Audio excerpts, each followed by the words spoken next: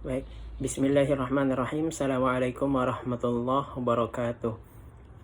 Rabbana shrah lana sudurana wa yassir lana umurana wahlul 'uqdatam min lisanina yafqahu qawlana. Di sini sebelum saya memulai materi saya akan memperkenalkan diri terlebih dahulu. Perkenalkan, saya Faisal Fablis dengan NIM C03218005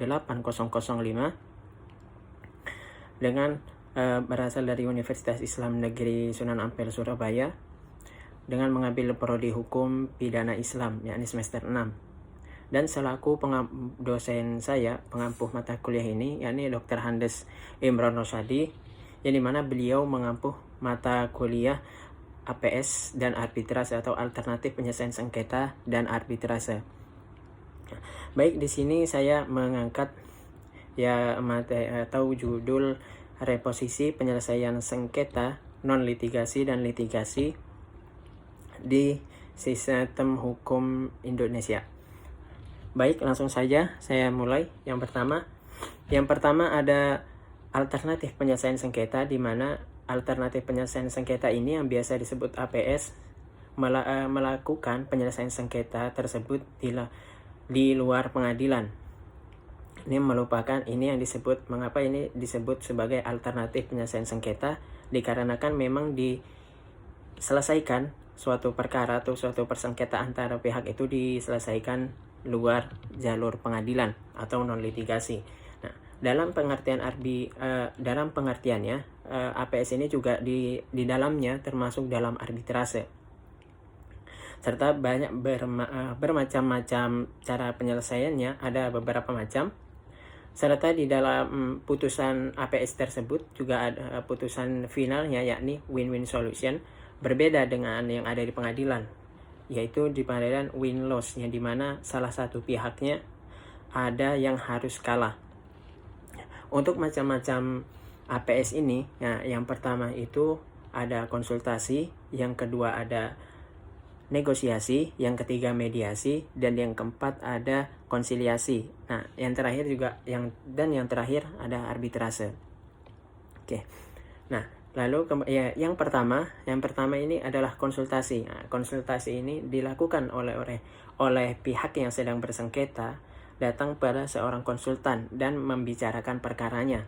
Dan nantinya seorang konsultan ini akan memberikan suatu pendapat dan saran-saran untuk menyelesaikan perkara tersebut.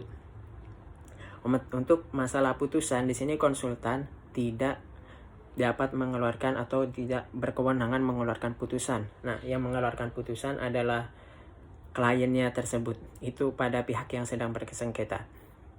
Nah, lalu yang kedua ada negosiasi. Negosiasi ini adalah suatu penyelesaian perkara atau penyelesaian sengketa yang dilakukan di luar pengadilan. Yang dimana hal tersebut telah disetujui oleh para pihak tanpa ada pihak ketiga, yang dimana ini dilakukan karena iktikat baik di antara dua pihak tersebut untuk bisa mendapatkan kesepakatan bersama. Nah, jika telah ada kesepakatan bersama, maka harus dituangkan kepada tertulis, yakni supaya menjadi bukti telah adanya kesepakatan bersama. Lalu yang ketiga ada mediasi. Nah, mediasi ini sama seperti negosiasi tadi, dilakukan di luar pengadilan, di mana di dalamnya ada pihak ketiga, yakni yang biasa disebut seorang mediator. Nah, di mana mediator ini nantinya akan memfasilitasi dan membantu untuk penyelesaian masalah sengketa tersebut. Untuk pihak ketiga di sini netral, tidak boleh memihak kepada siapapun, dan seorang mediator tidak dapat mengeluarkan putusan. Kembali lagi, putusan tersebut ada pada pihak yang sedang bersengketa. Nah, lalu yang keempat ada konsiliasi. Nah, konsiliasi ini sama seperti yang ketiga tadi, diselesaikan di luar jalur pengadilan atau non litigasi bisa disebut, yang dimana dimana orang ketiganya itu disebut sebagai konsiliator, yang dimana dia tidak berpihak pada siapapun serta berperan aktif untuk bisa dapat menyelesaikan perkara tersebut, dimana nantinya akan memberikan saran-saran, yang dimana saran-sarannya tersebut meliputi seperti keuntungan dan kerugian para pihak, untuk mendapatkan kesepakatan. Nah, untuk masalah putusannya, ini tidak berhak mengeluarkan putusan karena putusan tersebut ada pada para pihak yang sedang bersengketa. Nah, dan yang terakhir, yang kelima, ya, ini arbitrase. Arbitrase ini adalah merupakan suatu penyelesaian sengketa di luar peradilan umum yang dilakukan di luar peradilan umum yang dilakukan oleh seorang arbiter, yang dimana ini didasarkan pada suatu perjanjian yang sebelumnya dibuat oleh orang yang sedang bersengketa tentunya. Nah, di dalam penyelesaian tersebut nantinya akan ada seorang arbiter atau majelis arbitrase, yang dimana nanti pada putusan akhirnya ataupun putusan final itu mengikat para pihak atau harus ditaati tentunya. Nah, lalu kemudian masuk kepada pengertian arbitrase. Nah, arbitrase ini berasal dari kata Latin yakni arbiter, ataupun dari bahasa Inggris yakni arbitrase, yang dimana artinya suatu kekuasaan untuk menyelesaikan suatu persengketaan melalui kebijaksanaan atau secara damai, yang biasa dilakukan oleh seorang arbiter ataupun wasit. Nah, lalu di dalam pengertiannya, arbitrase ini merupakan cara-cara seorang hakim untuk menyelesaikan seorang hakim partikulir yang dimana tidak terikat pada suatu formalitas. Dan juga arbitrase ini memiliki prosedur tersendiri, yang dimana nantinya para pihak itu harus setuju, kedua belah pihak yang bersengketa harus setuju bahwasanya akan dibawa kepada arbitrase.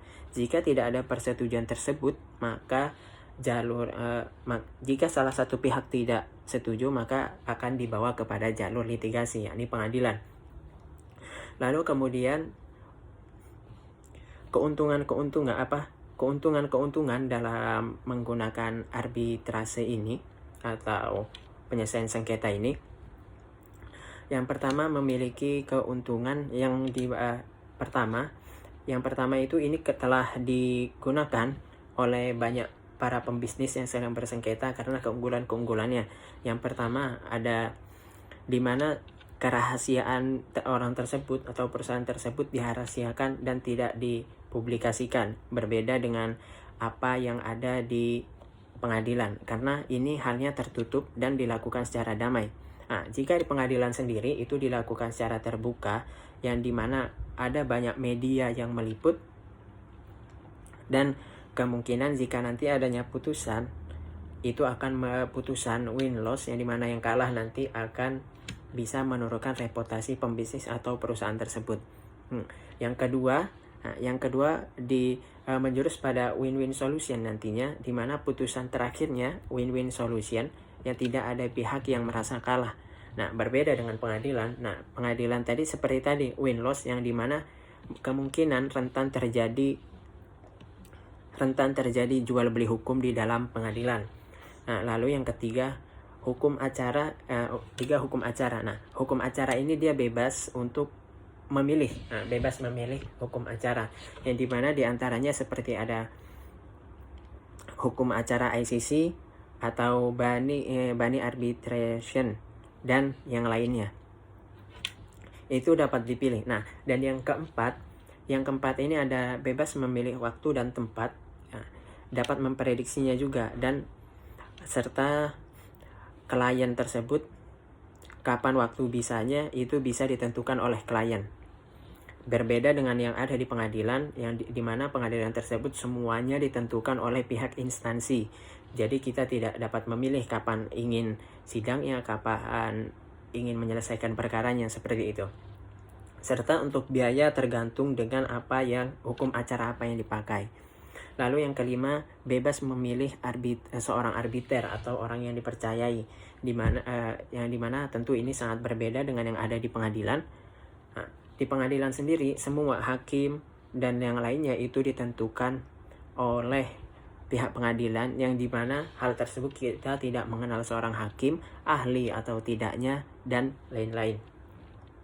Nah, lalu yang keenam. Nah, yang keenam ini merupakan sebelum diputus. Nah, putusan itu nantinya akan berdasarkan sebuah kesepakatan atau di mana kedua belah pihak setuju dengan putusan tersebut supaya tidak ada win-loss dan menghasilkan win-win solution. Berbeda dengan tentu berbeda dengan pengadilan yang dimana harus menunggu waktu lama untuk meninjau dan untuk memutus suatu putusan. Nah, lalu selanjutnya posisi APS dan arbitrase di Indonesia. Nah, posisinya di sini merupakan hanya posisi pilihan alternatif atas penyelesaian sengketa litigasi. Nah, di sini hanya suatu pilihan saja, tidak menjadi pilihan utama, hanya menjadi suatu pilihan karena di sini disebut menjadi suatu pilihan alternatif dikarenakan banyak caranya tentunya pada alternatif penyelesaian sengketa ada negosiasi,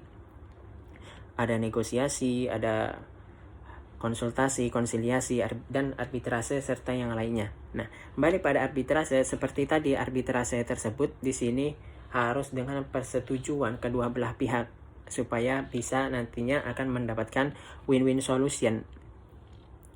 Nah, lalu kemudian di sini juga dalam memilih ini juga menurut saya sesuai pada kultur di Indonesia yang dimana gotong royong untuk selalu bermusyawarah, meningkatkan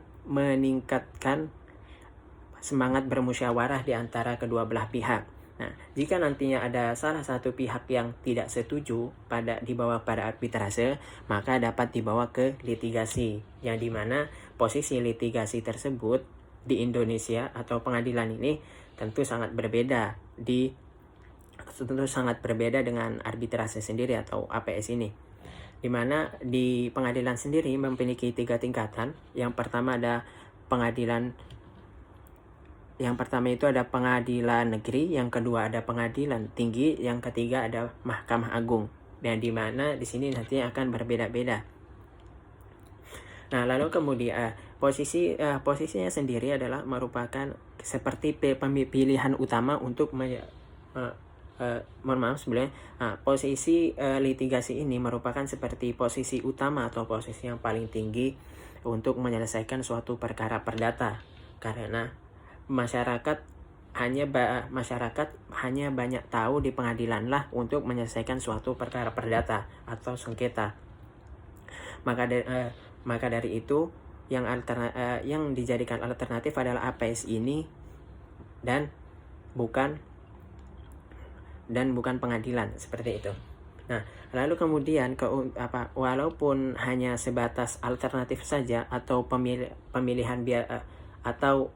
seperti pemilihan biasa, ini juga APS dan arbitrase ini memiliki dampak yang bagus, dampak yang positif, karena telah banyak yang selesai karena win-win solution tadi, tidak ada pihak yang merasa kalah.